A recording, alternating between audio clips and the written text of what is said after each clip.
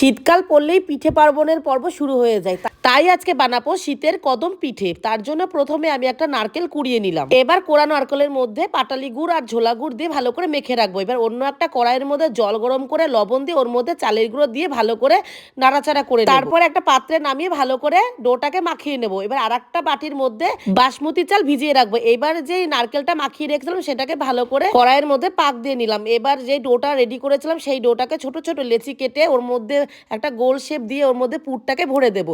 তারপরে একটা বলের মতো সাইজ করে নেবো প্রত্যেকটা। এবার অন্য একটা প্লেটের মধ্যে চালটাকে ভালো করে বিছিয়ে নেবো। এবার ওর মধ্যে এক একটা বলগুলো ভালো করে কোট করে নেবো চালের সাথে। তারপর আর কি জলটাকে স্টিমে বসিয়ে একটা ফুটো ঝাঁকনি থালা দিয়ে ওর উপর এক একটা করে বসিয়ে দেবো। তারপর ঢেকে দেবো। কিছু সময় পরে তুলে ওপর দিয়ে একটু কালার দিয়ে দেবো। তোমরা এটা না চাইলেও না দিতে পারো। তারপর ব্যাস রেডি হয়ে গেলো 15 মিনিটে কদম পিঠে। খেতে কিন্তু দুর্দান্ত হয়েছিল। ভিডিওটা কেমন লাগলো কমেন্ট করে জানিও। ভালো লাগলে লাইক শেয়ার করো। আজকে টাটা সবাইকে।